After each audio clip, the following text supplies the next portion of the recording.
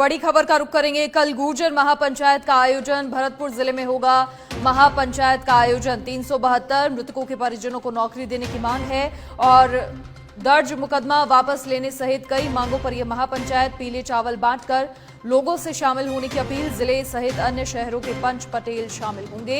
गुर्जर महापंचायत को लेकर प्रशासन अलर्ट है। गुर्जर समाज के लोगों को वार्ता के लिए आमंत्रित किया गया है और विजय बैंसला का ये बड़ा बयान सामने आया है। उन्होंने कहा अब दफ्तर और बंद कमरों में कोई वार्ता नहीं होगी। प्रशासन को कोई वार्ता करनी है तो समाज के बीच में आए और फिर बात करें। तो एक बार फिर से महापंचायत का ऐलान किया गया है 8 जून को और इसी के चलते गांव में पीले चावल बांटे जा रहे हैं। गुर्जर आरक्षण संघर्ष समिति के अध्यक्ष विजय बैंसला की लीडरशिप में समाज के नेता घर घर जा रहे हैं और गुर्जर आंदोलन की 17वीं बरसी पर विजय बैंसला ने महापंचायत की घोषणा की थी। इसके बाद से ही भरतपुर और आसपास के जिलों में मौजूद समिति के नेताओं पर नजर रखी जा रही है। महापंचायत को लेकर प्रशासन भी अलर्ट मोड पर है।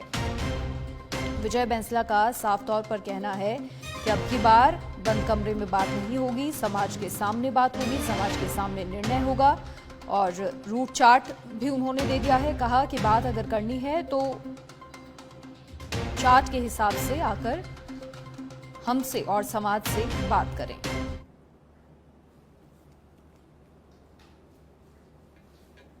तो चलिए फिलहाल हमारे साथ फोन लाइन पर गुर्जर आरक्षण समिति के अध्यक्ष विजय बैंसला जी जुड़ गए हैं। सर, सबसे पहले तो आपका स्वागत है सच बेधड़क पर। Thank you so much Manisha, आप कैसे हैं? बिल्कुल ठीक सर। क्या कुछ मांगे की जा रही हैं, जरा एक बार विस्तृत जानकारी। हालांकि हर किसी को इनकी जानकारी है, लेकिन अब क्या रूट चार्ट आपकी ओर से दिया गया है जिसके हिसाब से आगे बातचीत होगी? देखिए, यू हैव टू अंडरस्टैंड कि 8 तारीख को महापंचायत है, यहाँ पे पूरा समाज इकट्ठा होगा और जो बातें हैं, हमारी जो इश्यूज हैं उस पर पूरा समाज मंथन करे, क्योंकि ये एक आदमी की इश्यूज नहीं है, ये पूरे समाज से रिलेटेड इश्यूज हैं। देवनारायण योजना की इश्यूज है जिसका क्रियान्वयन ढंग से हो नहीं रहा है। अब हमारा जो आरक्षण है उसमें रोस्टर सिस्टम लग जाता है, इसकी वजह से 5% पूरा नहीं मिल पाता, कभी 2.5, कभी 2, कभी 1, कभी 0 ऐसे मिलता है। और ये प्रॉब्लम केवल एमबीसी समाज की नहीं है, ईडब्ल्यूएस, एससी, एसटी, ओबीसी सबका है ये प्रॉब्लम। तो आरक्षण अगर मिलता है तो पूरे राजस्थान लेवल पे होना चाहिए, क्योंकि आरक्षण भी तो राजस्थान लेवल पे दिया गया, लेकिन उसको तोड़ करके डिस्ट्रिक्ट लेवल पे बांट करके उसका सेग्रीगेशन हो जाता है। ठीक है, ये प्रॉब्लम है। हमारे केसेस की इश्यूज हैं जो अभी तक रिजॉल्व नहीं हुए हैं। हमारे पास अभी तक कोई लिस्ट मिली नहीं है पिछले 17 महीने में जो केस रिजॉल्व हो गए हों आरक्षण के, जबकि हमारी मल्टीपल मीटिंग्स हो चुकी हैं कंसर्न डिपार्टमेंट्स और मंत्रियों से इस बारे में। इसके अलावा 2019 में माननीय हाईकोर्ट जोधपुर हाईकोर्ट में माननीय जस्टिस दिनेश मेहता जी की खंडपीठ कोर्ट में कुलदीप सिंह जी थे, कुलदीप चौधरी जी थे, जो सरकार की तरफ से जिन्होंने पक्ष रख करके स्पष्टता से लिखित में हलफनामे में लिखा है कि जो आरक्षण दे होगा एमबीसी समाज को, उस एमबीसी समाज का अभ्यर्थी, अब आप ध्यान से समझिए, सबसे पहले उसकी मेरिट की गणना जनरल में होगी, उसके बाद ओबीसी में होगी और उसके बाद उसको एमबीसी में देखा जाएगा।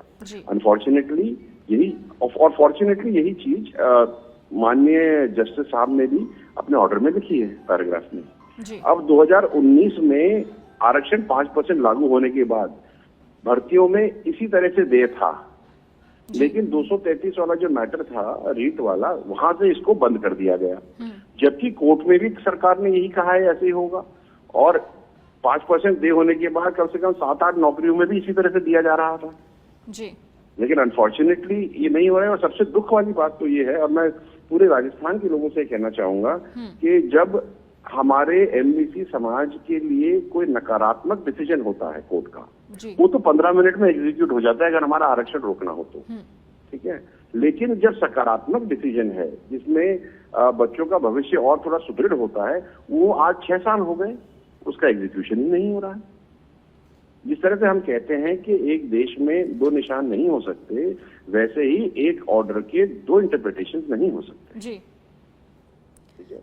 इसके अलावा और भी बहुत सारी मांगे हैं।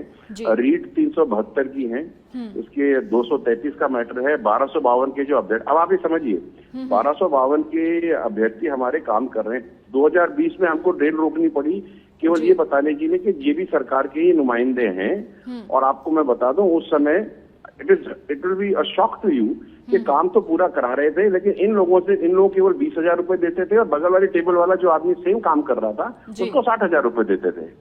और अब खैर वो हमको उस चीज को ठीक कराने के लिए हमें पटरियां रोकनी पड़ी। आप सोचिए सिचुएशन, ठीक है, सेम वर्क सेम पेमेंट वाला जो लॉजिक है और रैशनल है उसके लिए हमें पटरियां रोकनी पड़ी और आज इनको प्रमोशन से वंचित किया जा रहा है। ये लोग राजस्थान की सरकार में काम कर रहे हैं मनीषा जी, और काम में कोई कमी नहीं है, लेकिन केवल इनको क्योंकि ये 1252 एमबीसी की तरफ से आ रहे हैं, इनको प्रमोशन से नहीं दिए जा रहे हैं। अब गधा मजदूरी के साथ काम कराओगे और बोलोगे ठीक है काम तो पूरा कराएंगे साहब, लेकिन आपको प्रमोशन से वंचित करते रहेंगे।